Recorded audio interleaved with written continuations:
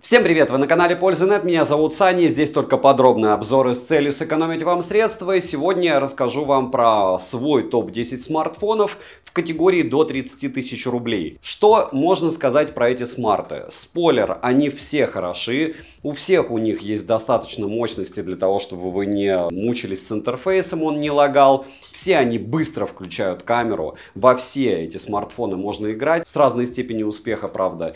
И особо хочется отметить то, что ценник на них может плавать вот так. То есть в ритейле вы можете пойти посмотреть их за 50, на Алихе во время распродаж взять за 23, допустим. И я сейчас не с сарказмом это говорю, я спокойно вам в конце покажу ценники на эти устройства. Сегодня последний день распродажи, но опять же распродажи бывают на разных платформах, они бывают часто. Так что топ распродажных цен всегда. Я на сейлах только и покупаю. Не знаю людей, которые как за хлебом идут за телефоном. Логично, что можно подождать неделю и повыбирать, где дешевле. К слову, почему у меня Pixel 8a в руках? По одной простой причине, чтобы вы не забывали. Все, что вы видите в кадре, в больших каналах, в новостях, еще где-то, какой бы это бренд ни был, кто-то берет Huawei, кто-то еще что-то, это все контракты. Google не берет у меня контракты, потому что я не советую смартфоны на Tensor и на Exynos. Exynos самсунговские смарты, к сожалению, гуглы ставят свои тензоры, которым помогает Samsung делать процессоры или делает их, без разницы, как это называете. В общем, по мне реализация не лучшая. Если говорить о моем канале, кто здесь первый раз? У меня подход простой. Во-первых, у меня уже 600 обзоров на смартфоны, примерно, плюс-минус, можете посмотреть. Я покупаю почти все. Не покупаю только второй, третий эшелон, обычно мне его рекламой посылают, то есть на них только я и делаю рекламу, что там 5 мест шильдики. Эти смартфоны я покупаю, потом продаю, но в процессе использования делаю 3 обзора. На Польза Лайв можете посмотреть обзор одним кадром, где я 15 минут рассказываю, 10, иногда 20 минут об одном смартфоне, и вы видите, как он работает со светом, что у него с динамическим диапазоном, как у него со стабилизацией. В общем, все примерно одинаковое. Второй момент, на что стоит обратить внимание, у меня есть канал для прожарок для стримов. Вот часто люди говорят, почему у тебя такие-то данные в тестах, еще что-то. На канале для стримов я 2-3 часа гоняю, иногда 4 смартфона с вами. В синтетических тестах, в играх мы его обсуждаем, я показываю меню, иногда глюки, очень часто, к сожалению, для смарта глюки, заряжаю его в онлайне. В общем, все это делаю в режиме реального времени. И после этого я делаю уже полноценный обзор на основной канал, в котором стабильно беру смартфон не один, потому что если вы одну железку будете смотреть, обзор, это продающий обзор. Что это значит? У тебя не будет выбора. Я всегда сравниваю с каким-нибудь другим смартфоном, и не путайте, если у вас сравнивают, допустим, Honor и Huawei или одинаковые Honor, это все заказуха, это один бренд. То есть нужно миксовать разного бренда смарты. Да, это могут быть, правда, разные ценовые категории. Допустим, там, не знаю, Poco, который вообще завален рынок ими, какой-нибудь супер дешевый, и среднебюджетный Poco, или дорогой. И человек будет видеть разницу, есть ему вообще смысл покупать какое-то дорогое устройство или нет. В целом, исходники фото и видео в моей личной телеге можете скачать.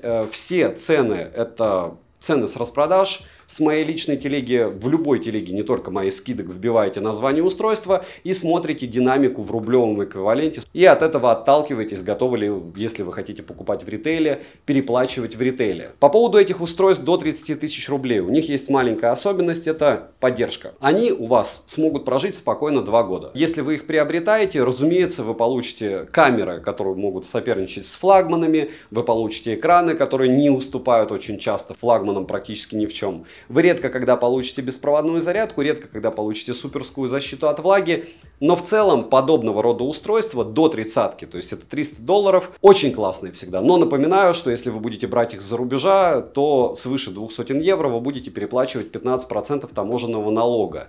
Это примерно 1500. 30 тысяч рублей это 3000 налога. В целом, все, что мог, рассказал сейчас. В резюмирую будет все намного дольше и мучительнее. Всем, кто хочет помочь каналу, подпишитесь на ТГ скидок и подпишитесь на этот канал, напишите в комментах, согласны ли вы с этим топом, если не согласны, тоже напишите, всем буду безумно благодарен за любую активность на канале. Знаете, вы помогаете проекту, особенно хейтеры. Смотрим. 7 обзоров в неделю выгружаю, ежемесячно разыгрываю по одному смартфону. На данный момент это Poco X6 Pro. Для участия в розыгрыше необходимо подписаться на этот YouTube канал с колоколом, оставить любой осмысленный комментарий больше 5 слов. Если просто оставите, знайте, огромное вам спасибо, вы помогаете проекту. В комментарии либо в описании своего канала указать свое имя в Телеграме и подписаться на Телеграм-канал скидок по первой ссылке в описании к видео, и вы автоматически в розыгрыше. На стрим приходить не обязательно, если победите, я вам напишу. Отзывы победителей в группе ВК по ссылке в описании. Результаты тестов данного топа вы можете посмотреть в отдельных обзорах, как и примеры видео и фотосъемки. Притом чаще всего я еще чем-то сравнивал. А за исходниками фото и части видео можно зайти в мой телеграм-канал, вбить там название устройства и увидеть, что я по нему скидывал. Иногда на некоторые устройства по несколько тысяч фотографий. Все смартфоны из данного топа я могу рекомендовать к покупке. Также я тестировал большое количество смартфонов. И этот топ, это топ-10 смартов, которые я бы купил до 30 тысяч рублей. Точно не дороже. Также напоминаю, что были топы до 20 тысяч рублей, топ-10 флагманов недавно и топ-10 смартфонов по видеосъемке в сфере блогинга. Опять же напоминаю, что я сам снимаю на айфоны, смартфоны на смартфоны. И много еще чего полезного смотрите на канале, подписывайтесь, приходите на стримы, спрашивайте по девайсам, буду отвечать в онлайне. Так что следите за анонсами в моей личной телеге, что я буду следующее гонять. На 10-м месте моего топа, удивительно, но факт, Nothing Phone 2. По большому счету для меня они бибикеевские все. И вот этот Карл Пэй, который пришел из OnePlus, по мне чистой воды дитя концерна, который ему и принадлежит. Просто узнаем мы про это и про CMF чуть-чуть позже. Опять же, это мое личное мнение, может быть, я не прав. Поставляется смартфон со скромным комплектом поставки. Смарт с наклеенной защитной пленкой, кабель для зарядки с Type-C на Type-C, краткое руководство и ключ для извлечения слота под 2 сим-карты. Чехла и зарядки к нему, к сожалению, нет. Весит смартфон 190 граммов, а габариты 162 на 76 на 8,6 мм и 10,9 мм вместе с блоком камер. К слову, от Nothing у меня аж 2 универсальные зарядки, поэтому можно сказать, что я к ним неровно дышу с одной стороны, с другой стороны аксессуары они делают классные, включая наушники и часы. Приобрести Nothing Phone 2 можно в черной и белой расцветке. Дизайн модели является для многих плюсом. Блок камер расположили по центру верхней части, как и светодиодную подсветку. Из интересного есть интересные рингтоны, которые сопровождаются приятной тактильной отдачей, и глифы с подсветкой. То, ради чего большинство покупало этот смартфон. Сам интерфейс глифов можно использовать в разных сценариях, к примеру, во время звонков, уведомлений, прослушивания музыки, глиф-таймер, плюс есть разные предустановки, кастомная подсветка и так далее. Тыльная часть выполнена из пластмассы, как, к слову, и рамка. Качество сборки хорошее, материалы тактильно приятные и прочные. Ко всему, смартфон имеет защиту от пыли и брызг класса IP54. Пусть номинально, пусть дождика, но он не боится. Грани прямые, но тыльная часть имеет слегка закругленные края. Разъем установлен USB Type-C версии 2.0, звучание стерео, но не полноценное, так как установлен разговорный и основной динамик. То есть такая полуторка. Предустановок звучания и кастомного эквалайзера нет, за что отдельный минус. Линейный вибромотор тактильно приятный, он достаточно мощный, но не настраиваемый. Опять же, возможно, прилетела прошивка и сейчас уже все поменялось в этом смарте. Но я почему-то сомневаюсь. Летим дальше. Смарт оснащен AMOLED-экраном на 6,7 дюйма с разрешением 2412 на 1084 пикселя. Плотность пикселей 394 ppi, цветовой охват 100% DCI-P3, глубина цвета 10 бит с поддержкой 1,7 миллиарда цветов и HDR10. Коэффициент контрастности 5 миллионов к 1, и частота обновления экрана доступна как в динамическом режиме от 30 до 120 Гц, так и в принудительном режиме 120 Гц или 60 Гц. Частота дискретизации касания средняя 240 Гц. В играх экран показал себя неплохо в плане сенсорного отклика. Ко всему, экран прямой. Рамки плюс-минус, как у iPhone 13 и 14 линейки. Мультитач в 10 касаний на борту. Защищен экран стеклом Corning Gorilla Glass 5 версии. Соотношение экрана к корпусу 91,65%. По яркости на 100% 1100 люксов, в пике 1200 люксов. Может быть, уже что-то подкрутили, и яркость стала больше. Но и этой яркости, я вам скажу, достаточно. PWM затемнение 2160 Гц. Показатели шима выше 16% не поднимаются, что является очень таким неплохим результатом. Always on Display в наличии. Далее, разблокировать экран можно при помощи оптического сканера отпечатков пальцев, внедренного в экран, распознаванием лиц и стандартными способами разблокировки. Сканер отпечатков пальцев работает довольно корректно, что можно сказать и про распознавание лиц. Зарегистрировать один и тот же отпечаток пальца несколько раз нельзя, за что плюс. Внести биометрические данные можно только одного лица. Летим дальше. Процессор здесь установлен MediaTek Dimensity 7200 Pro с техпроцессом 4 нанометра, 8 ядрами и максимальной частотой в 2,8 ГГц. Графический процессор Mali G610 MP4, оперативная память LPDDR4X доступна на выбор 8 или 12 ГБ, внутренняя память UFS 2.2 на выбор 128 или 256 ГБ. Интерфейс Nothing OS на базе Android 14 версии, интерфейс доступен на русском языке, перевод корректный, система работает неплохо. Отмечу, что в настройках можно обнаружить экспериментальные функции, к примеру, поддержку AirPods для отображения значка наушников и информации о них. Далее есть улучшение сенсорного отклика и Glyph Progress для обработки уведомлений от активных приложений. По связи имеется поддержка Wi-Fi 6 серии, поддержка Dual 5G, 4G и ниже. Для 4G все бенды на борту, что хорошо, датчик приближения не подводил, Bluetooth версии 5.3, аудиокодеков не особо много. Смартфон также оснащен NFC-модулем, можно устанавливать MirPay и спокойно оплачивать покупки бесконтактным способом. GPS же тест в городских условиях показывает точность до 1 метра. Емкость аккумулятора 5000 мАч, в PC-марке устройство выдало результат в 10 часов 46 минут, а в Work Performance 11363. Смарт поддерживает быструю зарядку до 45 Вт, но вот беспроводную зарядку смартфон не поддерживает, что можно заметить по тыльной части, кстати. И да, я бы здесь отметил, что почти у всего третьего эшелона до 30 тысяч рублей, которого здесь, разумеется, нет, и у второго эшелона, включая и Телы, Infinix и Tecno, очень много смартфонов с беспроводной зарядкой в эти деньги. Но по большому счету это все их достоинства. Заряжается Nothing Phone 2 в среднем 1 час 10 минут. За 1 час просмотра видео на YouTube при максимальной яркости по Wi-Fi уходит 8% заряда, в играх за 1 час уходит 29%. Расход заряда аккумулятора не оптимизирован, 90 FPS в PUBG не держал на время тестирования, может быть сейчас уже держит. Напишите, если у кого-то он есть на руках и вы тестировали. Долго в него не поиграешь, но смартфон показал себя не очень плохо и лучше, чем мной предполагалось, учитывая его процессор. Бантуту выдал результат в 687 тысяч попугаев, потратив на тест всего 5% заряда, а нагрев увеличился на 7%. Storage тест показал скромные 46 тысяч, но для данного типа памяти это даже ничего. Далее, основной блок камер с тыльной части состоит из 2 сенсоров и LED-вспышки. Основной сенсор Sony IMX890 на 50 мегапикселей с оптической цифровой стабилизацией, апертура 1.88 и максимальным разрешением для видеосъемки 4К 30 FPS. Второй сенсор сверхширик S5KGN1 на 50 мегапикселей с углом обзора в 114 градусов, апертурой 2.2, EIS стабилизацией, фронталка на 32 мегапикселя с апертурой 2.2, максимальное разрешение для съемки видео у него 1080p 60 FPS. В ночное время суток в городских условиях смарт показал себя неплохо, цвета с основного сенсора, как по мне, передаются близко к натуральным, и сверхширокоугольный сенсор не совсем плохой. Фотографии имеют неплохой объем. Минусы: скромный комплект поставки, неполноценное стерео, нет мини-джека и К-порта, пластиковая тыльная часть, нет eSIM, слабая камера, но опять же в сравнении с тем смартфоном, который был в сравнении. Кому было интересно, посмотрите основной ролик, опять же по ссылке в описании. Железо оставляет желать лучшего, пластиковый корпус. На момент выхода моего обзора система работала не особо плавно, возможно с обновлениями все стало корректнее, точнее в этом практически на 100% уверен. Резюмирую, Nothing Phone 2 хороший выбор, если вам очень нравится дизайн, вам нужны глифы, а также внешний вид интерфейса. В остальном это просто неплохой смартфон, который по железу однозначно уступает большинству смартов в этой ценовой категории. На 9 месте моего топа OnePlus Nord 3. И да, уже Nord 4 вышел, и да, про него уже было много обзоров. И в основном обзорщикам, которым я доверяю, у них была одна претензия к Nord 4, который вышел, уже стоит 35, последняя цена была 33 тысячи рублей плюс налог. В общем, он в тридцатник никак не уходит, что у него плохая связь. У Nord 3 такого не было. Я его купил, но опять же, когда он будет ниже 30, не скоро. То есть из всего этого топа, наверное, этот смартфон самый старенький, про него бы я 10 раз подумал, с одной стороны. С другой стороны, я бы подумал и посмотрел на цену, потому что это не флагман, а очень добротный средняк, и на 2 года его точно хватит. В цене он точно люто не дропнется. Что у нас в комплекте? Со смартфоном идет силиконовый чехол, краткое руководство, наклеенная защитная пленка, адаптер питания на 80 Вт, фирменный кабель для зарядки с USB-A на USB-C и ключ для извлечения прорезиненного слота под 2 сим-карты. Габариты смартфона 162 на 75 на 8 мм, вес 194 грамма. Приобрести Nord 3 можно в черной и зеленой расцветке, рамка выполнена из пластмассы, а тыльная часть глянцевая, из стекла с матовым покрытием, напоминающим Soft Touch. Качество материалов хорошее, грани не натирают, смарт довольно легкий и не габаритный. Заявленного стандарта защиты от влаги у смартфона я не нашел. Может быть, вы нашли, напишите. На корпусе расположили переключатели режима режимов, OnePlus Alert слайда, разъем USB Type-C OTG версии 2.0, а для вывода звука двойные стереодинамики с поддержкой Dolby Atmos. Качество звучания среднее и однозначно не топовое. На борту есть 4 предустановки звука под разные сценарии использования. Вибромотор тактильно приятный, но не настраиваемый. ИК-порт на борту, а вот мини-джека нету. Летим дальше. Установлен здесь AMOLED-дисплей на 6,74 дюйма с разрешением 2772 на 1240 пикселей. Экран покрыт стеклом Asahi Glass AGC DT Star 2. Рамки небольшие, как и подбородок, за что плюс. Экран плоский, за что отдельно огромный плюс. Соотношение сторон 20,1 к 9. Соотношение экрана к корпусу 93,5%. Глубина цвета 10 бит, цветовой охват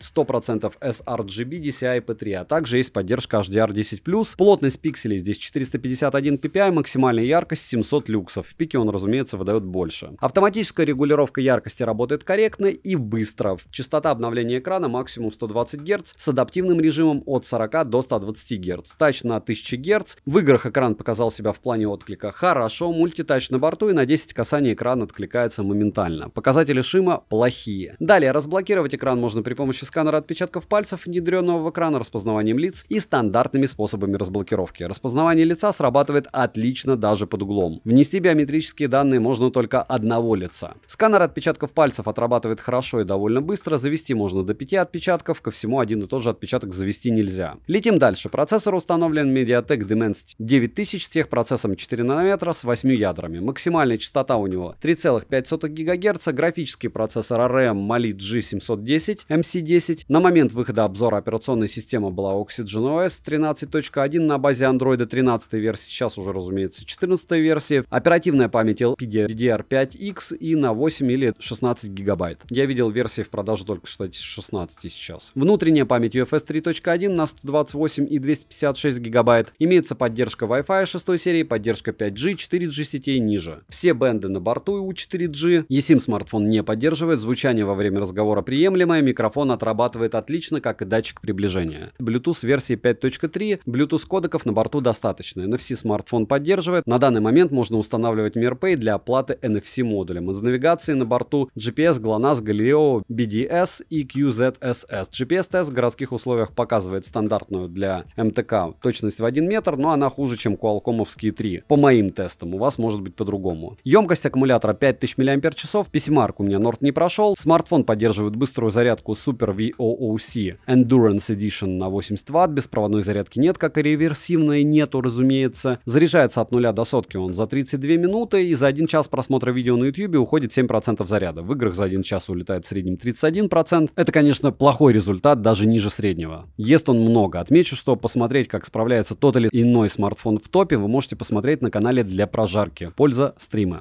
Там я гоняю смартфоны в онлайне, в играх и тестах, для того, чтобы вы видели, как они справляются. В Antutu он выдал практически 1 миллион баллов, а именно 920 тысяч попугаев. Storage тест показал не лучшие для этого типа памяти 51 тысячу. Все безумно скромно. Основной блок камер с тыльной части состоит из 3 сенсоров и LED-вспышки. Основной сенсор Sony IMX890 на 50 мегапикселей со светосилой 1.8, автофокусировкой и оптической стабилизацией. Далее есть сверхширик Sony IMX355 на 8 мегапикселей с углом обзора в 112 градусов, фокус фиксированный, светосила 2.2. И последний сенсор — это макро на 2 мегапикселя. Запись видео доступна в максимальном разрешении с основного модуля 4К 60 FPS. Фронталка на 16 мегапикселей с фиксированным фокусом и электронной стабилизацией находится по центру верхней части экрана. Максимальное разрешение для съемки видео у нее 1080p 30 FPS. Качество видеосъемки неплохое, минус по большей части это только плохая стабилизация и не лучшая работа со светом. Минусы: нет мини-джека, мало производительности, плохая оптимизация под игры, большой шим. Резюмирую, OnePlus Nord 3 хороший выбор для тех, кто хочет попробовать данную операционную систему, так как она действительно удобная. За свои деньги смартфон просто бомба-гонка. Покажу ценники в конце, разумеется, чтобы вы примерно ориентировались, какую именно цену я имею в виду. Хотя ему год, и это огромный минус, поэтому так низко. На 8-м месте моего топа iQOO Z9 Turbo. Его прям по неприличным приятным ценам продавали недавно. Можно было его в топ до 20 тысяч запихивать. Но время, как говорится, прошло. Уже торгуют дороже. В комплекте со смартфоном мы имеем защитную пленку, силиконовый чехол, блок питания с китайской вилкой на 80 Вт, кабель для зарядки с USB-A на Type-C, краткое руководство и ключ для извлечения слота под 2 сим-карты. Габариты устройства 163 на 76 на 8 мм и 10,3 мм вместе с блоком камеры. камера, а вес 199 граммов. Приобрести Z9 Turbo можно в белой, черной и мятной расцветке. Тыльная часть же выполнена из стекла, а рамка пластиковая. Собран смарт хорошо, материалы, из которых он выполнен, тактильно приятные. И плюс, что Z9 Turbo имеет защиту от влаги и пыли по стандарту IP64. Грани слегка закругленные, установлен стандартно разъем USB Type-C OTG версии 2.0 и К-порты стереодинамики, разумеется, в наличии, но нет мини-джека. Персонализировать звучание возможность есть, качество звука хорошее, но стерео опять полуторка, неполноценная. Bluetooth кодеков на борту достаточно, к слову, Bluetooth чип установлен последней версии 5.4. Смартфонов с 5.5 я еще не видел, хотя напишите, может они уже есть. Вибромотор линейный по CX настраиваемый, тактильно приятный. Для игр есть 4D вибрация, но она доступна только в оптимизированных под нее играх. Их безумно мало. Скорее всего, вы в них не играете. Смарт оснащен AMOLED LTPS SOT C8 дисплеем на 6,78 дюйма с разрешением 2800 на 1260 пикселей, частотой обновления экрана до 144 Гц и поддержкой технологии HDR10+.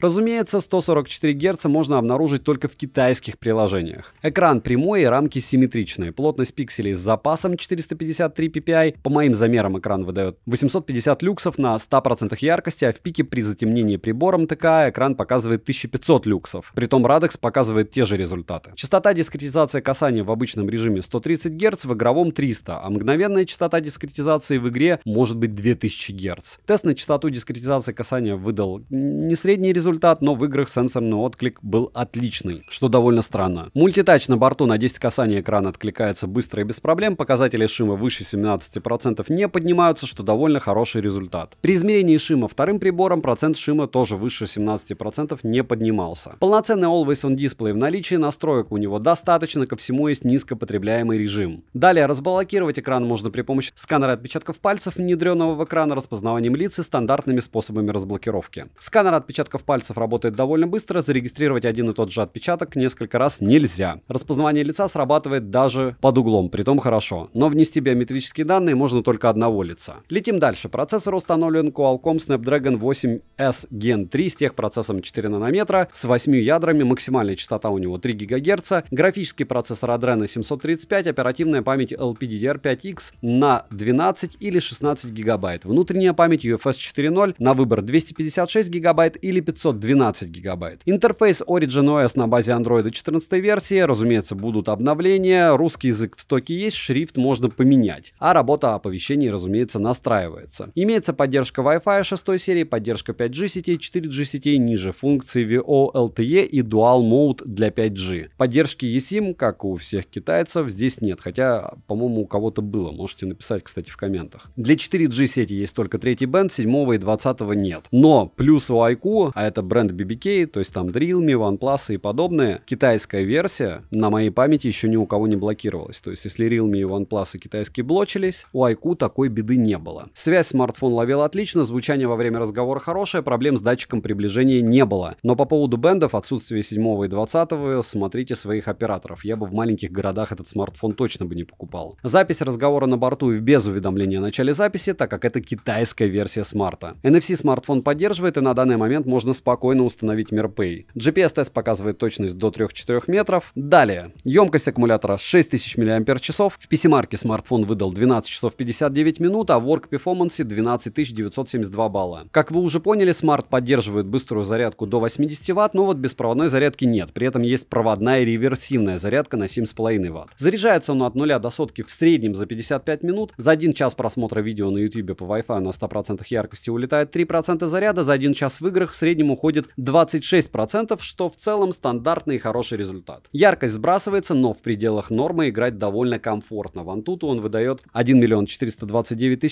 попугаев, Storage тест показывает отличные 143 000. Основной сенсор Sony LEED 600 на 50 мегапикселей с апертурой 1.8, оптической стабилизацией и максимальным разрешением для видеосъемки 4К 60 FPS. Сверхширик на 8 мегапикселей с апертурой 2.2 и цифровой стабилизацией фронталка. Здесь Samsung S5K3 P9 на 16 мегапикселей, находится по центру верхней части экрана в вырезе, имеет апертуру 2.5. Максимальное разрешение для съемки видео 1080p 30 FPS. На борту есть много вспомогательных функций, фильтров, режимов и не только. И это, конечно же, плюс. Я сравнивал в основном обзоре эту модель с Redmi Turbo 3 от Xiaomi. iQOO снимает шумами, но больше вытягивает деталей и теней. Z9 Turbo неплохо передает цвета, но но детальности изображения маловато. Минусы: плохая фронтальная камера, нет поддержки eSIM, нет мини-джека и, разумеется, самый главный минус — нет 7 и 20 бенда. С оповещениями поколдуете, я думаю, победите, а вот с бендами не победить. Резюмирую, iQOO Z9 Turbo только для тех, кто понимает, что им не нужны бенды для 4G, и для тех, кто вообще понимает, что такое iQOO. Молодой бренд, но он принадлежит BBK, и считайте, что это клон от Oppo, Realme, OnePlus и подобных, потому что инженеры все равно там делятся внутри компании всем. По моему мнению, смартфон великолепный, особенно для игр. Советую посмотреть прожарку данной модели, так как он показал себя достойно. И на 8-м месте он так низко по той причине, что опять же нет двух бендов, а это очень серьезный минус. На 7-м месте моего топа красуется Oppo K12. И напоминаю, что Oppo еще, наверное, менее популярен, чем iQOO в принципе для перепродажи. Если вы будете его приобретать, нужно 10 тысяч раз подумать, а на 7-м месте внизу он так, хотя он очень свежий и крутой, по простой причине. Причина была в том, что у меня его заблокировали на звонки. Это все решаемо, но вы представляете, как надо заморачиваться. Либо вы покупаете его сразу разблокированный, но помните, что смартфоны от Oppo очень сложно продать. Флагманы это или средники, или еще какие-то, они не популярны в России. В комплекте при покупке данной модели мы имеем сам смартфон с наклеенной защитной пленкой, силиконовый чехол, краткое руководство, кабель с USB-A на USB-C, блок питания на 100 Вт и ключ для извлечения слота под 2 сим-карты или под одну сим-карту и карту памяти до 1 терабайта. Весит смартфон 189 граммов, а габариты следующие: 162 на 75 на 8,5 мм без блока камер. В продаже есть зеленая и черная расцветка данной модели. Внешне смартфон выглядит хорошо. Тыльная часть выполнена из пластика, как и рамки. Смарт легкий и в руке лежит удобно. Собран K12 хорошо. Ко всему есть защита от влаги и пыли по стандарту IP54. Разъем установлен USB Type-C OTG версии 2.0. Из полезного также есть TK-порт. Звучание неплохое, учитывая стоимость. Звук стерео, но не полноценный. Да и функций для персонализации звучания мало. Вибромотор не топорный и тактильно приятный.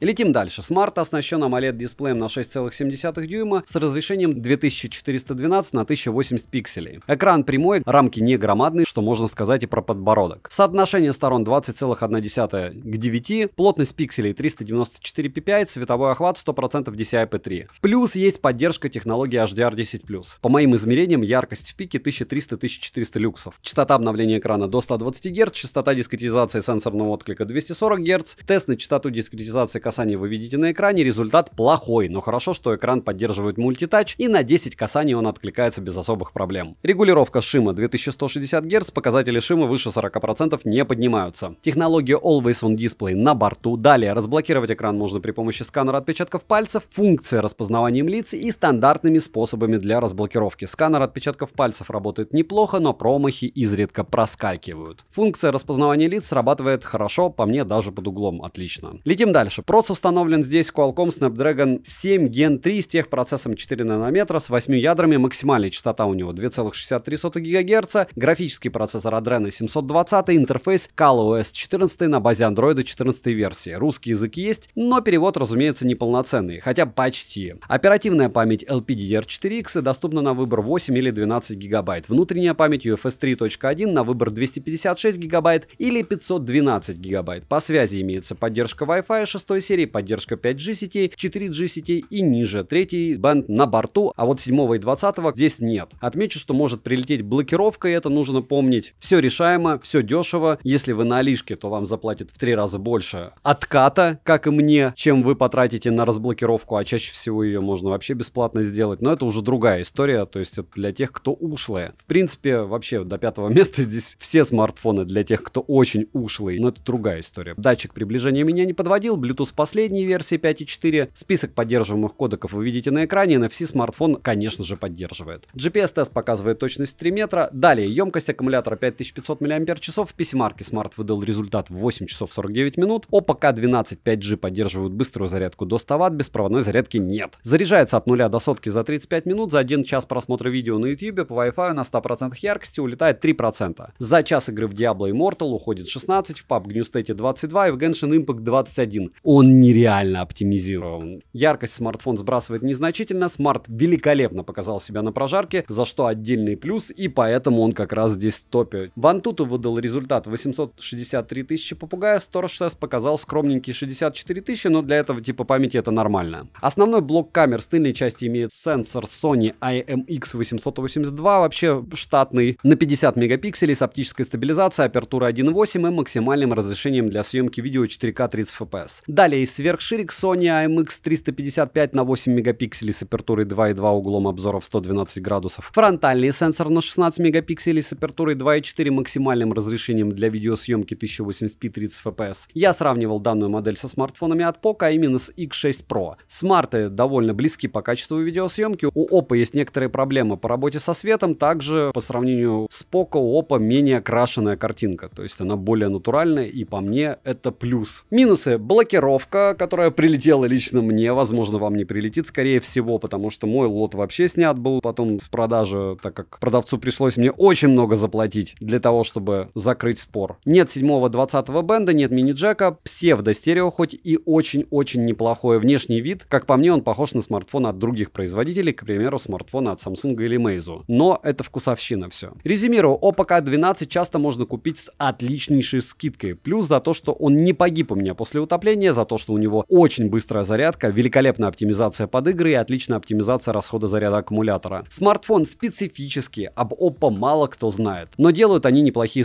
Oppo-вские смартфоны на Али стоят на процентов 30 дешевле, чем в Азии, а в Азии я почти везде бывал. Я не знаю, в чем причина, но вот так. На шестом месте моего топа красуется Google Pixel 8a. Спойлер, на 99% из-за камеры и на 1% из-за того, что у него дропнулась цена, и его можно купить довольно выгодно в районе 30. В комплекте мы имеем кабель с USB-C на USB-C длиной 1 метр версии USB 2.0. Вот такие они экономисты. Сам смартфон, переходник, краткое руководство и ключ для извлечения слота под одну сим-карту. Да, блока питания нет, как всегда, еще и слот под одну симку. Габариты Google Pixel 8a 150 на 70 на 9 мм, а весит он 188 граммов. Напоминаю, что у Гуглов есть японская версия, у Гуглов есть американская версия, поэтому смотрите, что вы там покупаете, если решили пиксели покупать. Приобрести 8a можно в зеленой, синей, бежевой и черной расцветке. Тыльная часть выполнена из переработанного пластика, рамка из переработанного алюминия, как и блок камер. Собрана модель неплохо, плюс она имеет защиту по стандарту IP67. По эргономике все отлично. К сожалению, нет ни мини-джека, ни ИК-порта. Но плюс за то, что установлен разъем USB-C OTG версии 3.2. Динамики 8a стерео, качество звука хорошее, но я бы не сказал, что оно лучшее. Вибромотор слабенький, хоть и тактильно приятный. Опять же, до вибромоторов, как у OnePlus, им далеко. Летим дальше. Смарт оснащен OLED-дисплеем на 6,1 дюйма. Считайте еще плюс, что он компакт относительный, с разрешением 2400 на 1080 пикселей. Частоту обновления экрана от 60 до 120 Гц. Разумеется, напоминаю, это не LTPO, то есть все скромненько. Плотность пикселей 430 ppi, вот это уже неплохо. Защита Corning Gorilla Glass 3 версии, старенькая, но добротная. Коэффициент контрастности 1 миллион к 1, соотношение сторон 20 к 9, поддержка технологии HDR, 24-битная матрица с 16 миллионами цветов. Экран прямой, и это хорошо, но слегка с закругленными краями. Рамки большие, слишком большие, я бы сказал, ну как всегда у пикселей. Яркость по моим замерам на 100% яркости в среднем 600 люксов, в пике 1800. Вот 600 люксов в среднем в максималке это мало. Функция автоматической регулировки яркости отрабатывает корректно, мультитач имеется, экран спокойненько откликается на 10 касаний одновременно, почти как все. Но не моментально, в отличие от остальных. Показатели шима плохие, процент шима поднимается до значения в 100%. Неважно, как говорят, вы же смотрите европейских, американских техноблогеров, они говорят, неважно, что у вас там шим. Я не буду говорить, почему они так говорят, но вы обратите внимание, сколько у них в очках народа. Always on Display в наличии. Далее, разблокировать экран можно при помощи сканера отпечатков пальцев, внедренного под дисплей, распознаванием лиц и стандартными способами для разблокировки. Сканер отпечатков пальцев работает стабильно, хорошо и довольно быстро. Завести можно до 4 отпечатков пальцев. Распознавание лица срабатывает даже под углом. Внести биометрические данные можно только одного лица. Летим дальше. Google Tensor G3 с техпроцессором 4 нанометра с 9 ядрами, максимальная частота которого 2,9 ГГц. Также установлен стандартно сопроцессор безопасности Titan M2, графический процессор ARM Mali G715 MP7, оперативная память LPDDR DDR5 только на 8 гигабайт, внутренняя память UFS 3.1 на выбор 128 или 256 гигабайт. И это печально. Из-за типа памяти, из-за объема. Операционная система Android 14 версии, разумеется, будут обновы по связи, поддержка высокоскоростной Wi-Fi, 6E версии, поддержка 5G сетей, 4G сетей со всеми бендами ниже. В продаже есть две модели, одна из них поддерживает Wave,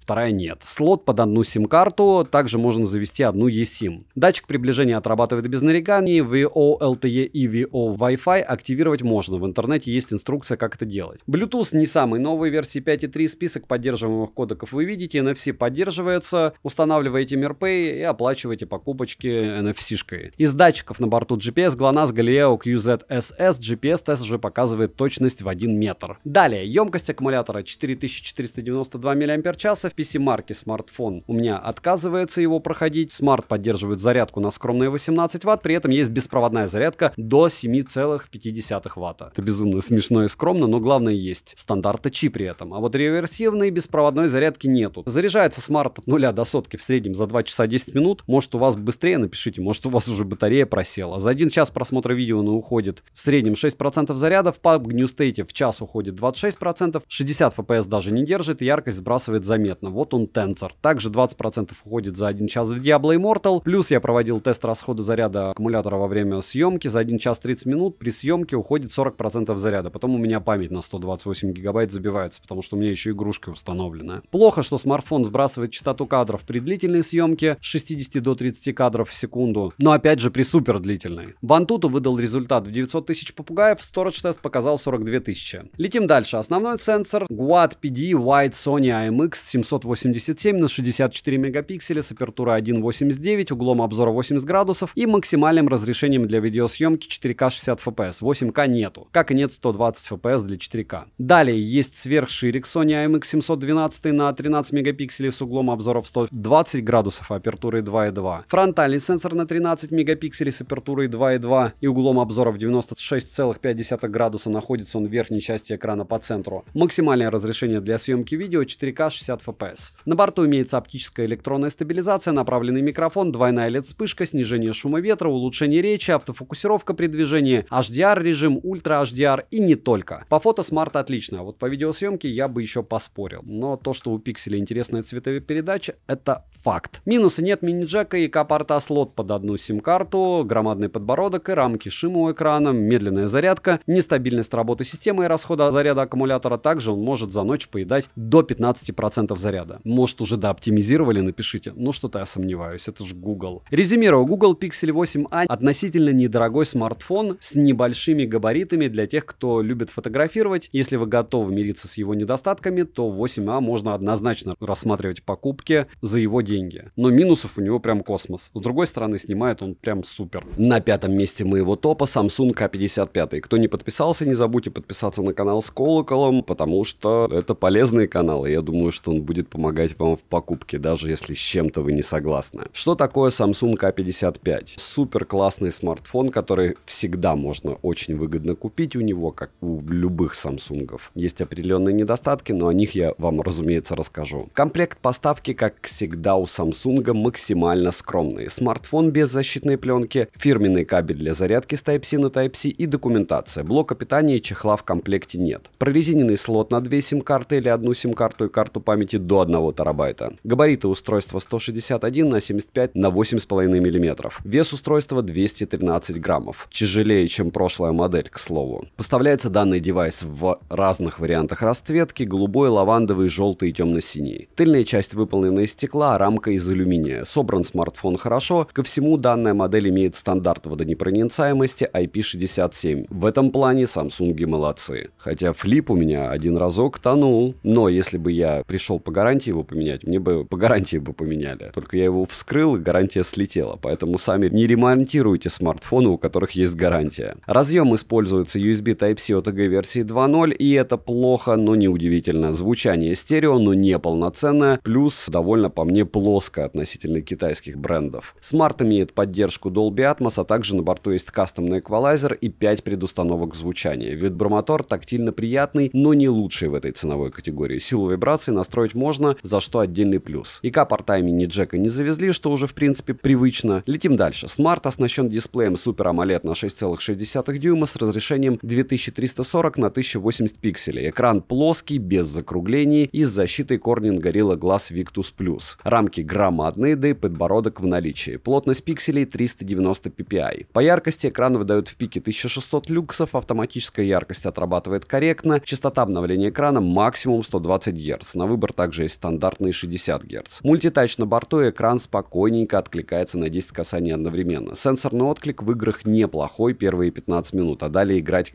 некомфортно. Мягко скажем, перегревается и точно не игровой вариант. За эти деньги можно 2 игровых купить, которые лучше будут смартфоны. Always On дисплей в наличии, но настроек для него, разумеется, мало. Это же Samsung. Шим поднимается до 100%, что очень плохо, а зрение они особо о вашем не беспокоятся. Далее, разблокировать экран можно при помощи сканера отпечатков пальцев, внедренного в экран, распознаванием лиц и стандартными способами разблокировки. Сканер отпечатков пальцев работает не всегда, вот распознавание лиц срабатывает хорошо, но зарегистрировать биометрические данные можно только одного лица. Завести несколько раз один и тот же отпечаток пальца можно, за что минус. Летим дальше. Установлен здесь процессор Samsung Exynos 1480 с техпроцессом 4 нанометра, с 8 ядрами и максимальная частота у него 2,75 ГГц. Exynos я, мягко сказать, недолюбливаю, я надеюсь, Samsung от них уйдут на Qualcomm, MTK, на что угодно, но пока надежд мало. Графический процессор Samsung X-Clips 530, интерфейс One UI версии 6.1 на базе Android 14 версии, оперативная память LPDDR5 на 8 или 12 гигабайт, внутренняя память UFS 3.1 на выбор 128 гигабайт или 256 гигабайт. К слову, 128, которое я обычно покупаю, безумно мало. Имеется поддержка Wi-Fi 6 серии, 5G сетей, 4G сетей со всеми бэндами, ко всему есть поддержка eSIM, но не во всех версиях данной модели. Связь смартфон ловит хорошо, звучание во время разговора приемлемое, но вот виртуальный датчик приближения работает не всегда корректно. Bluetooth версии 5.3, аудиокодеков на борту мало, NFC поддерживается, GPS же тест показывает точность 2 метра. Емкость аккумулятора 5000 мАч,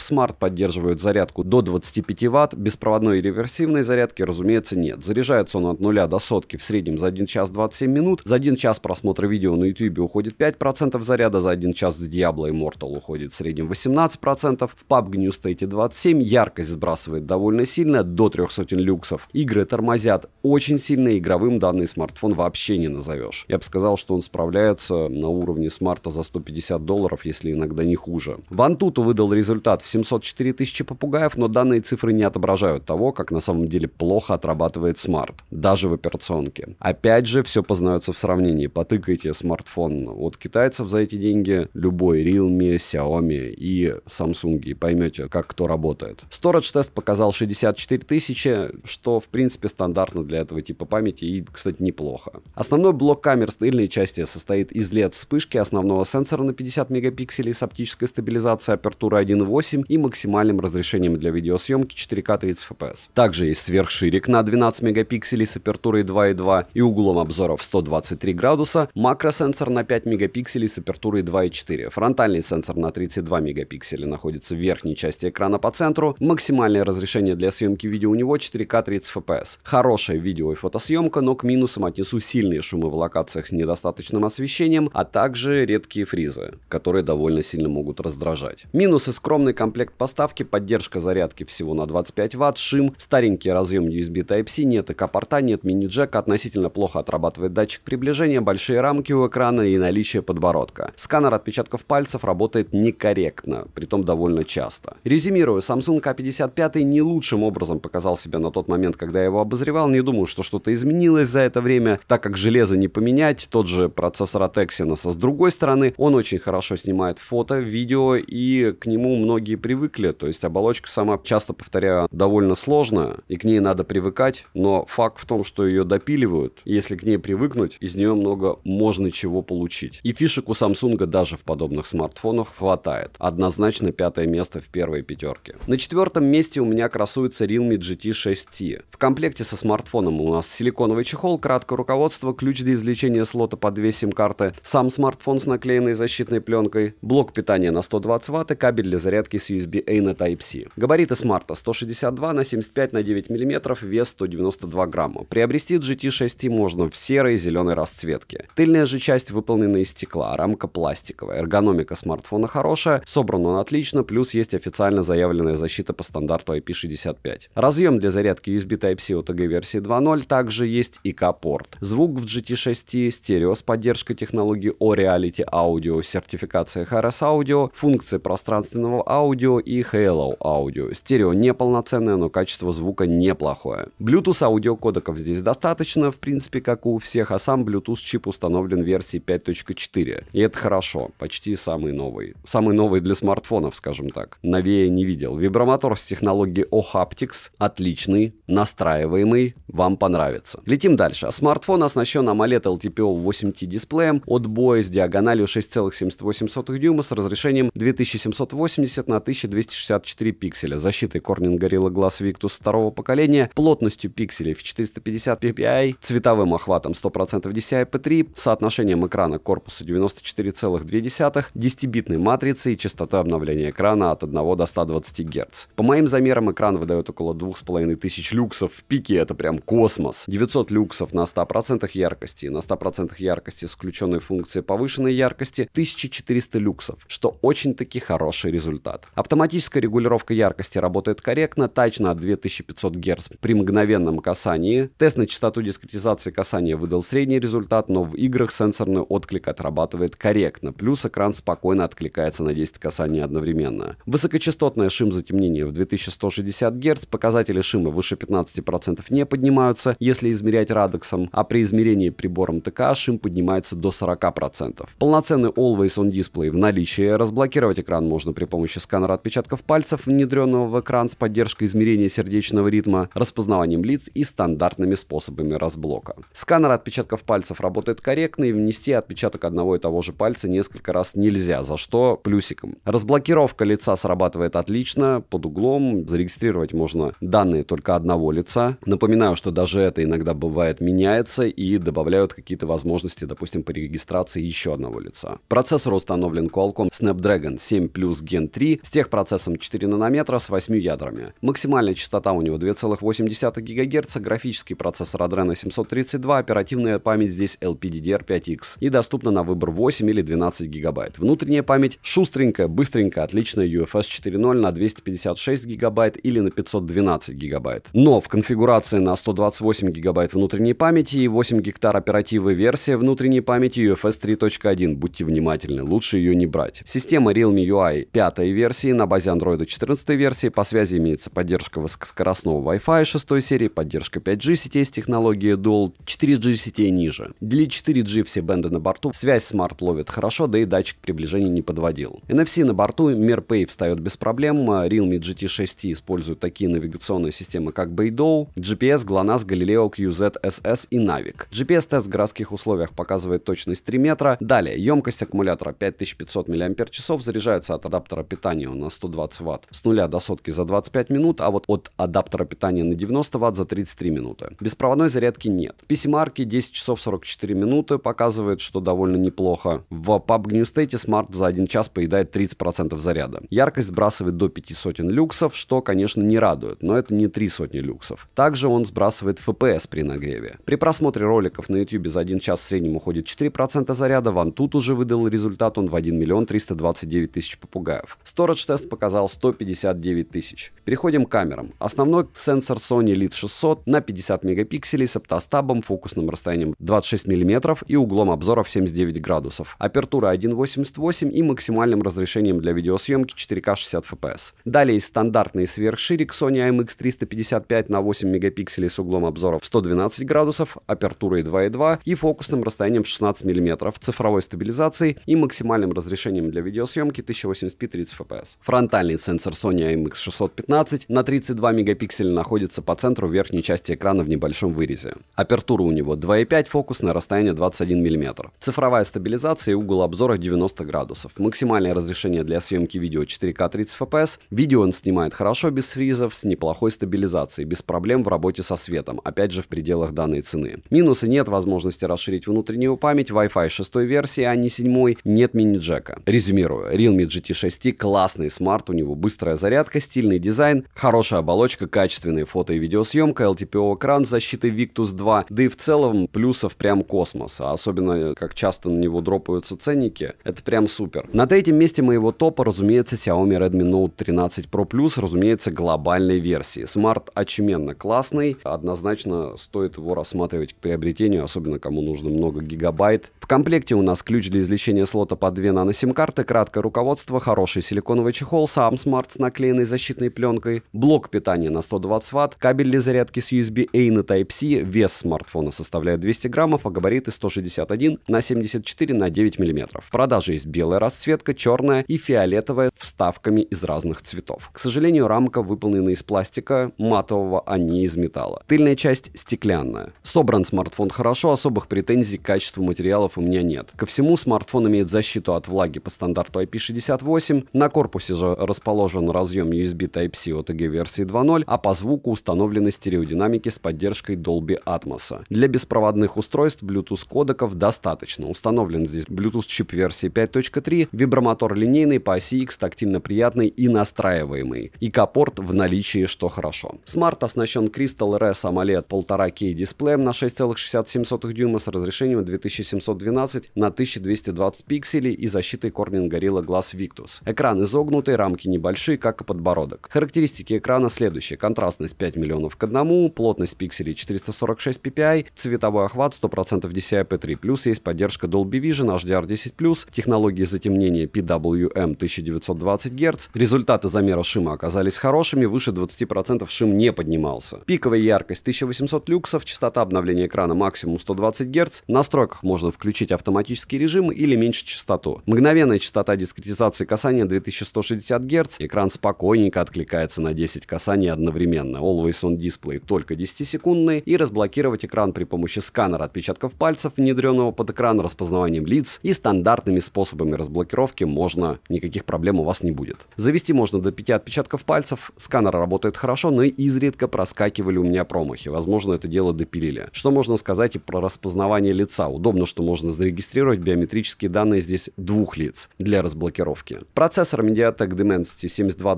Ultra, графический процессор с стандартным обвесом Mali G610. Я МТК MediaTek недолюбливаю, лучше бы был Qualcomm, но что есть, то есть. Опять же, в доказательство моих слов какой-то элементарный пример на МТКшных смартах. Если смарт только вышел, а там топовый процессор, очень редко идет оптимизация под те же игры. Вы там максимальную графику не выставите. Нужно ждать довольно долго. Внутренняя память UFS 3.1 это не супер. Лучше бы 4.0 была и на выбор 256 гигабайт или 512 гигабайт. Интерфейс MIUI 14 на базе Android 13 версии. Разумеется, система уже обновилась до 14 версии. Имеется поддержка Wi-Fi 6 серии, поддержка eSIM, 5G, 4G сетей и ниже. Для 4G сетей все бенды на борту. У меня связь смартфон ловил хорошо. Датчик приближения меня не подводил. Запись разговоров в стоке отсутствует. NFC для бесконтактной оплаты на борту. GPS-тест в городских условиях показывает точность до 1 метра. Емкость аккумулятора 5000 мАч. В PC-марке устройство выдало результат в 7 часов 53 минуты. Заряжается он от 0 до сотки от родного адаптера питания на 120 Вт. В среднем за 27 минут, при этом от 0 до 76% за 19 минут. За 1 час просмотра видео на YouTube уходит в среднем 4% заряда, в играх 21. В Antutu выдает он 717 тысяч попугаев. Storage-тест показывает довольно скромные 70 тысяч, хотелось бы больше. Переходим к камерам. Основной сенсор Samsung SSL HP3 на 200 мегапикселей с апертурой 1.7, оптической стабилизацией. Сверхширик Sony IMX355 на 8 мегапикселей с апертурой 2.2 и углом обзора в 120 градусов. Плюс есть макросенсор на 2 мегапикселя. Фронталка на 16 мегапикселей. Видеосъемка слегка фризит, да и по детализации не все топ, но в целом не все так плохо. Одно слово Xiaomi. Хотя многим нравится, как они снимают видео, когда вы сталкиваетесь с монтажом. Если вы это дело начинаете скидывать на компьютер, делать какие-то ролики или видео, вы поймете, о чем я. Кодировка. По фото, к слову, с основного сенсора все довольно интересно. Советую посмотреть в основном обзоре. Если у вас прямые руки, фотки будут супер классными. Минусы: старенький USB Type-C разъем, урезанный Always On Display, мини-джек на 3,5 мм отсутствует, беспроводную зарядку, как и беспроводную реверсивную зарядку, смарт, разумеется, не поддерживает, и мало производительности. То есть, если вам нужна производительность, игры, еще что-то подобное, лучше смотреть на Poco X6 X6, но Poco X6 это тема в смартфонах до 20 тысяч рублей, то есть до 20 тысяч очень часто на распродаже продают. Единственное, напоминаю, что там глючный датчик приближения. Даже если вы обратите внимание на новые рекламные обзоры, есть у Poco X6 Pro, у разных блогеров, которые не занимаются техникой, они говорят, что их не бесит датчик приближения, и в видео видно, как он у них глючит. Может быть, они вообще не понимают, что это такое, или совсем не пользовались, а просто под съем делают. Xiaomi Redmi 13 Pro Plus 5G, глобалка, с защитой по стандарту IP68, основным сенсором, с которого получаются отличные фото и неплохое видео, однозначно третье место. Если вы его приобрели, я почти на 100% уверен, что он вам нравится. На втором месте моего топа, разумеется, Poco F6. И вот теперь его уже много магазинов стараются продавать в районе 27 тысяч стабильно. К сожалению, до 25-26 они не падают, но в целом смарт за свои деньги однозначно хороший. В комплекте у нас сам смартфон с наклеенной защитной пленкой, черный силиконовый чехол, кабель питания с USB-A на USB-C, разумеется, адаптер на 90 Вт и ключ для извлечения произведенного слота под 2 сим-карты. А вот карту памяти сюда, разумеется, запихать нельзя. Габариты F6 составляют 160 на 75 на 8 мм, а вес 179 граммов. Приобрести данную модель можно в черной, зеленой и титановой расцветке. Тыльная часть выполнена из пластика, как и рамка. Качество материалов не топ, но смарт имеет защиту от влаги и пыли по стандарту IP64. Не IP68, конечно, но хоть что-то. Дождика мелкого можно не бояться. Разъем установлен USB Type-C OTG версии 2.0. На борту также есть ИК-порт и стереодинамики с поддержкой Dolby Atmos. Звучание неполноценное, стерео и перекос заметный. Но персонализировать звучание возможность есть, так как в настройках можно найти предустановленные эквалайзеры, даже кастомный эквалайзер. Вибромотор линейный по оси X, он тактильно приятный и настраиваемый. Летим дальше. Смарт оснащен Crystal RS Flow AMOLED DOT дисплеем 1,5К с диагональю 6,67 дюйма, с разрешением 2712 на 1220 пикселей и плотностью пикселей в 446 ppi. Экран защищен стеклом Corning Gorilla Glass Victus, матрица экрана плоская, рамки симметричные, подбородок есть, но он небольшой, практически незаметный. Коэффициент контрастности 5 миллионов к 1, цветовой охват 100% DCI-P3. Имеется поддержка 68 миллиардов цветов, поддержка технологии HDR10+, режима чтения и технологии Dolby Vision. По моим тестам экран выдает 818 люксов на 100% яркости с функцией Sunlight, частота обновления экрана максимум 120 Гц. Результаты теста на частоту дискретизации касания выдают средний результат, мультитач на борту, экран спокойненько откликается на 10 касаний одновременно, частота регулировки шима 1920 Гц, показатели шима выше 20% не поднимаются. Это если измерять прибором Radex. В случае измерения ТК шим поднимается до 40%. Always on Display урезанный, что неудивительно и стандартно для Xiaomi, за это минус. Далее, разблокировать смартфон можно при помощи сканера отпечатков пальцев, расположенного под экраном распознаванием лиц и стандартными способами разблока. Сканер отпечатков пальцев работает корректно, но завести несколько раз один и тот же отпечаток пальца можно, а в общей сумме можно завести до 5 отпечатков. Распознавание лиц срабатывает быстро даже под углом. Биометрические данные можно зарегистрировать до 2 лиц. Летим дальше. Процессор Qualcomm Snapdragon 8S Gen 3 с техпроцессом 4 нанометра с 8 ядрами. Максимальная частота у него 3 ГГц, графический процессор Adreno 735, оперативная память LPDDR5X и доступна на выбор 8 и 12 ГБ. Внутренняя память UFS 4.0 на выбор 256 ГБ и 512 ГБ. Интерфейс HyperOS на базе Android 14 версии. По связи здесь поддержка Wi-Fi 6E серии, 5G сетей и функции Dual. 4G сетей ниже. Поддержка eSIM отсутствует. Для 4G есть все бенды, датчик приближения работает плохо, притом он виртуальный. И да, они как будто издеваются над покупателями. Хотя, опять же, кто-то не замечает. Напишите, может быть, вас он не напрягает и зря на него делаю акцент. Bluetooth версии установлен 5.4, что неудивительно. Список аудиокодеков неплохой, все стандартные кодеки на борту. NFC поддерживается, MirPay встает, по навигации используется GPS L1, GLONASS G1,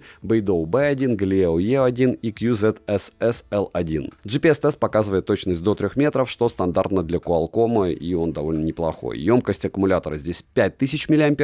В PC-марке F6 выдал 9 часов 27 минут. Автономности это хорошо. Poco F6 поддерживает быструю зарядку до 90 Вт, и, разумеется, беспроводной зарядки здесь нет. Это вам не второй, не третий эшелон беспроводных зарядок до 30-ки. К сожалению, я не встречал в брендах А-эшелона. Заряжается он от родного адаптера питания с функцией быстрой зарядки от 0 до 100% за 44 минуты. При просмотре видео на YouTube уходит в среднем 4% заряда, в играх за час уходит 25%. Напоминаю, что прожарку можно посмотреть на лайв-канале в записях. Яркость он сбрасывает до 3,5 люксов, а сброс FPS незначительный, но но есть. С другой стороны, заявленное время без подвисаний смартфон не вывозит. Играть можно, но не супер долго. В Antutu F6 выдал 1 миллион 393 тысячи попугаев, Storage Test показал 171 тысячу. Далее, Poco F6 оснащен основным сенсором Sony IMX882, тот же Lead 600 на 50 мегапикселей с оптостабом, апертурой 1.59 и максимальным разрешением 4К 60 FPS. Сверхширик IMX 355 на 8 мегапикселей, плюс есть кольцевая LED-вспышка. Фронтальный сенсор OV20B на 20 мегапикселей находится по центру верхней части экрана в небольшом вырезе. Максимальное разрешение для съемки видео у него 1080p 60 FPS. Плюс за то, что на фронталке есть 60 FPS, но минус за то, что нет 4К. С цветами F6 угадывает, но цвет кожи уходит в красные тона. Со светом работает смарт неплохо, также у него довольно хорошая стабилизация. Минусы: проблемы с датчиком приближения, процессор тротлит, яркость сбрасывает, мини-джека нет, АОТ неполноценный, нет поддержки eSIM. Но с таким железом за эти деньги я однозначно считаю, что Poco F6 хороший выбор с учетом его цены.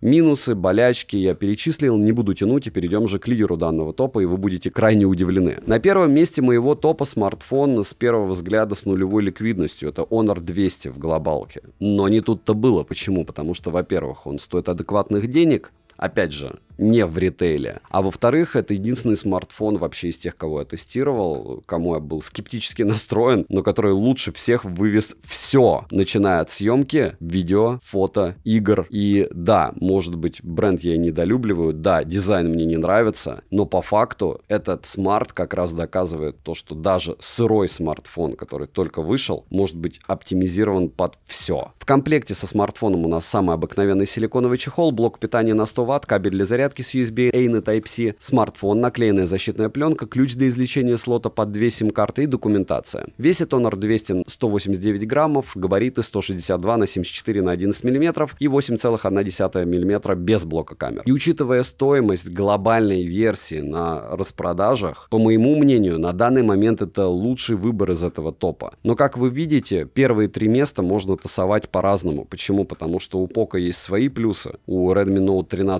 Pro Plus их тоже просто космос. А Honor 200 это такая золотая середина между ними, и поэтому я все-таки считаю, что он лучший выбор. Если бы у них была заоблачная цена, то вопросов не было бы. Хорошо бы Xiaomi 13T бы дропнулся ниже 30-ки, но пока такого нету. Ну и резюмировать я бы, как всегда, хотел долго и мучительно, так что, кому интересно мое мнение, наберитесь терпения. Вот смотрите, Nothing 2 в среднем стоит 23 тысячи на Алишке во время распродажи, это значит, что вы заплатите за него где-то за 24. Моя рекомендованная цена для него прям предельная.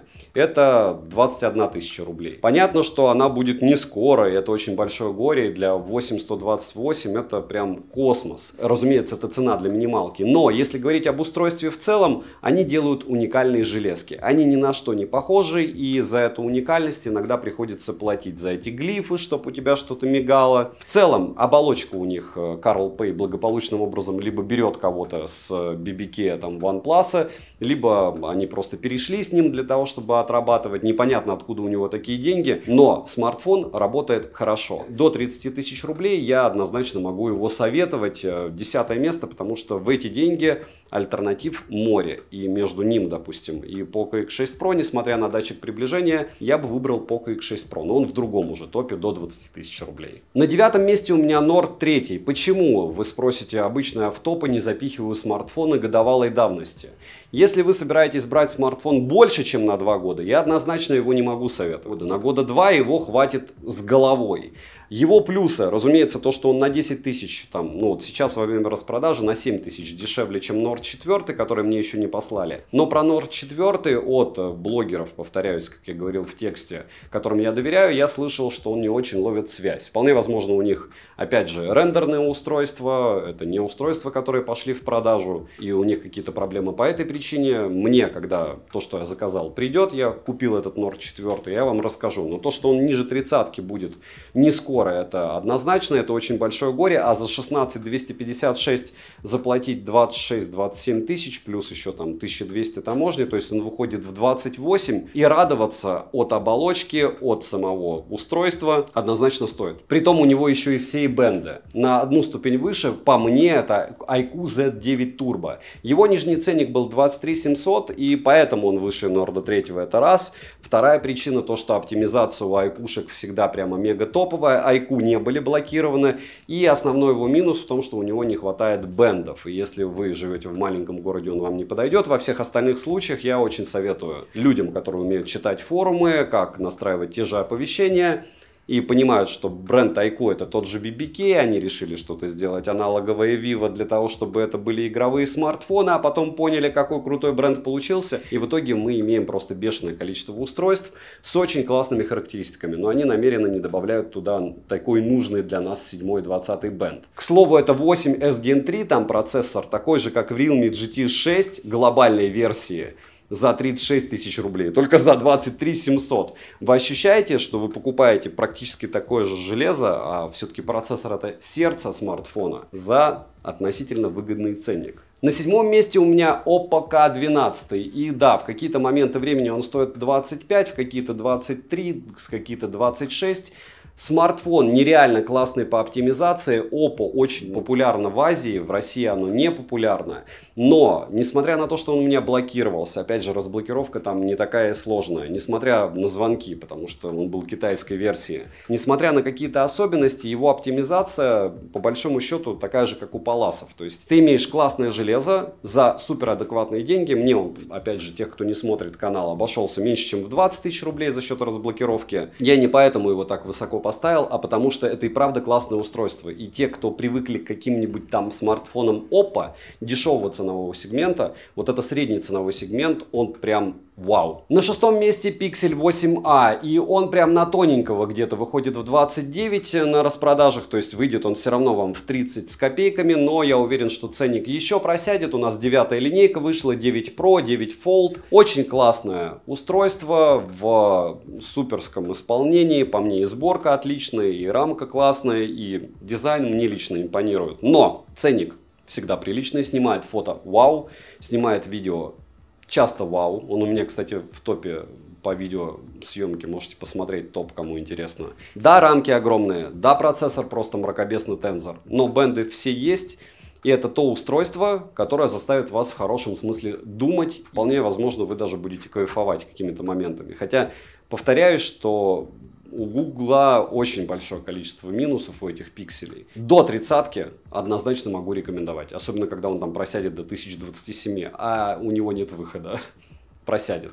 При том, что его можно в каком-то смысле даже компактом считать, учитывая наши реалии. На 5-м месте у нас Samsung A55, и да, он уже часто бывает даже на Яме по 25 тысяч, на Али по 25-26.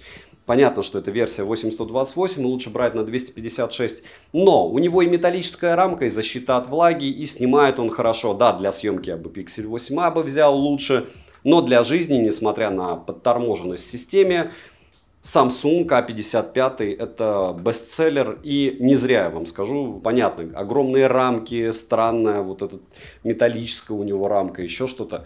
Но в эти деньги так делают только Samsung.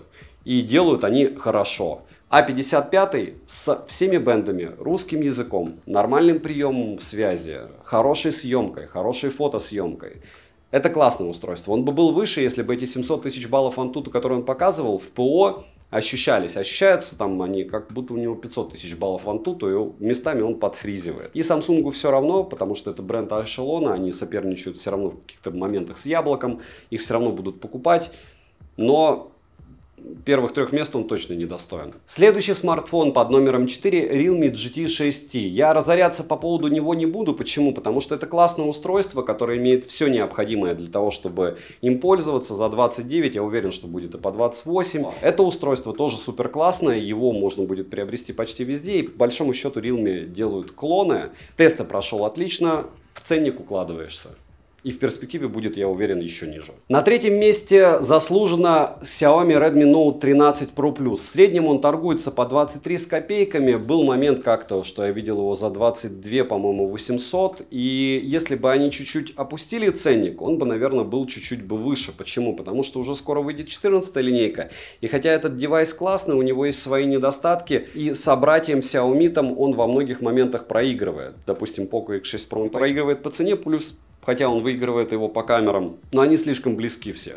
В общем, третье место, если вы его приобрели, если вам он нравится, напишите, если у кого-то есть раздражение от датчика приближения у Xiaomi, почему они это делают, я не понимаю, но вот так. Я повторяю, что самое смешное, у них сейчас есть еще ролики не от техноблогеров, которые рассказывают про всякие там датчик приближения, неважно, ты звонишь, и они показывают, что даже в таком положении у них экран не гаснет. И все равно их это не раздражает. Почему? Потому что так надо рассказать, наверное. Вот всех моих знакомых датчики приближения в Poco просто нереально бесят, как и в Redmi. Но в целом Smart огонь. Однозначно могу советовать по сумме факторов с его-то съемкой. На втором месте моего топа, разумеется, Poco F6. Почему? Разумеется, потому что это бестселлер. Они наконец-то довольно часто во многих магазинах ставят ценник 26-27 тысяч. Да, не во всех магазинах. Да, его не так просто заказать, но в тридцатник не купить его довольно сложно. Те, кто ищет, они его всегда могут найти. Это монстр смартфон. Определенные недостатки про датчики приближения и остальные прелести я вам говорил. Возможно, вас это дело не бесит. Между Poco F6 и F6 Pro, допустим, я однозначно выберу F6 по цене, качеству и балансу, потому что у Poco камер великолепных, к сожалению, не бывает. И в целом супер смарт. Вот просто разрыв шаблона в плане того, что в первую очередь, когда выгрузили они Turbo Smart, прародитель его от Redmi, всем казалось, что Poco будет дороже и хуже. Они его выгрузили на старте продаж по космическому ценнику, сейчас опустили довольно сильно, и до тридцатки это практически лучший выбор. И самое забавное, наверное, на моем канале будет услышать, что на первом месте у меня Honor 200 в глобальном исполнении. На это есть много причин. Вот примерно как он стоит.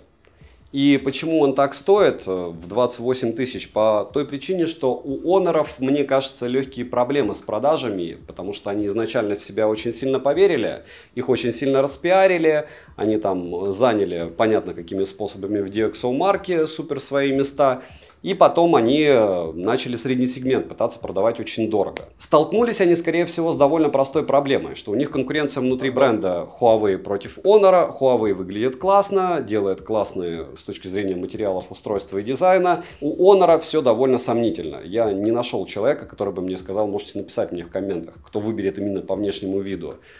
Пуровскую версию, линейку или Magic 6. Вот Magic 6 Pro. Может быть, кто-то из вас и выберет. Напишите. Насколько мне нравится Honor 200, я его даже глобалку купил. На нее будет обзор чуть-чуть позже. Она точно такая же по железу. Я ее уже чуть-чуть погонял. У Honor объективно, к моему величайшему сожалению, магия в том, что как только его выгрузили, можете посмотреть прожарку на канале. Как бы я не хейтил этот бренд, как бы я не вспоминал, что он у нас ассоциируется с чем-то дешевым, а так и есть. Как бы я не рассказывал, допустим, я могу рассказать, что мне смс-ки приходят о распродажах Honor. Почему? Только Honor. Наверное, потому что продажи через смс самый дешевый вид, да, рекламщики этого способа. И у вас все отлично с продажами, потому что вы накупили великолепные рекламы, и люди ее покупают, эту технику, или у вас слишком высокие цены изначально были. Но это уже вопросы не к аудитории, а к людям, которые отвечают за рекламу определенных брендов. И в целом я считаю, что это просто идеальная модель, которая с конвейера, попав мне в руки, показала все, что должен показать смарт за 300 баксов. Да, в тот момент, когда я его покупал, он был не 300. Да, в тот момент, когда я его обозревал, он был не 300. Это даже китайская версия была, 350, по-моему. Но сейчас, сегодня, 28 тысяч рублей на Алихе, я уверен, и на Яме они появятся, потому что с таким дизайном продавать не так просто. Опять же, мое субъективное мнение. Да, они отличаются, но когда я кричу про пиксель, что он отличается, или про Nothing, я вижу в комментах одно. А когда я говорю, что Honor отличается, я вижу в комментах что-то, что я хочу очень часто удалить, потому что у людей ассоциативные ряды такие же, как и у меня, и я это дело удаляю. Так вот, у Honor один по мне провал. Это даже не реклама, это внешка. Но это для меня. У вас может быть другая какая-то штука в голове, во-первых. Во-вторых, мы помним, что мы все носим смартфоны практически в чехлах. Я не ношу в чехле, только чтобы потом рассказать через год, как у меня был убит смартфон, который я использую как камеру. Кто бы что ни говорил, чтобы я даже о Honor не говорил, а я очень часто их вспоминаю с их великолепными местами в рейтинге, камер или еще чего-то. Это первая сбалансированная модель от бренда, которую я не очень сильно люблю, но Она как раз доказывает, что любой смарт, который выходит с конвейера, если им занимались, он будет у тебя стабильно и в играх сразу, и с камерой, и все остальное. То есть он мне пришел там через неделю после старта продаж. У него уже все было нормально. У меня нет к нему претензий. И поэтому, объективно, учитывая, как они дропнули ценник от волшебных своих продаж, в глобальной версии Honor 200 в районе 27-28 тысяч рублей, не считая дизайна для меня, а это субъективщина, потому что, разумеется, надо все продавать через эмоции и говорить: вы посмотрите, какой блок камер. А когда ты трогаешь крышку, которую ты не будешь трогать, потому что она у тебя будет в чехле, у тебя ощущение, что у тебя что-то премиальное, так же, как и великолепную рамку. В общем, надеюсь, вы меня поняли. Разбираться в технике это сложно. От меня вам уважение огромное. Даже если мы по-разному на это все смотрим. Повторяюсь, я стараюсь покупать все, обозреваю все по шаблону. Поверьте мне, это всех бесит, особенно продавцов, и еще больше бесит бренды. Девайсам всем в топе от меня, да, вашим девайсам особенное, да, даже если у вас супер новый Huawei на 12-м андроиде, который просто летает и не сбрасывает FPS. Заметьте, кстати, что в топ-10 флагманов по съемке я включал даже смартфоны, которые у меня тонули, и я об этом не вспоминал. Неважно, какое у меня отношение к той или иной железке. Топы я делаю исключительно на момент издания топов по совокупности характеристик на сегодняшний момент. И опять же по сравнению. Вы можете быть другого мнения. Я очень рад, если вы другого мнения, и мы с вами сможем подискутировать. Либо на стримах, либо в комментах. Огромное спасибо за просмотр. Кто хочет помочь проекту, подпишитесь просто на ТГ Скидок и на этот канал, и напишите в комментах что угодно. Можете даже написать, как мне часто пишут: зашел, увидел лицо, ненавижу тебя. Ну вот что-нибудь такое. И это меня тоже устроит, и это я банить не буду. Может быть, даже у себя в телеге ваши комменты подобные размещу, чтобы порадоваться вниманию. Девайсам, повторяюсь, да. Добра и удачи вам, дорогие друзья.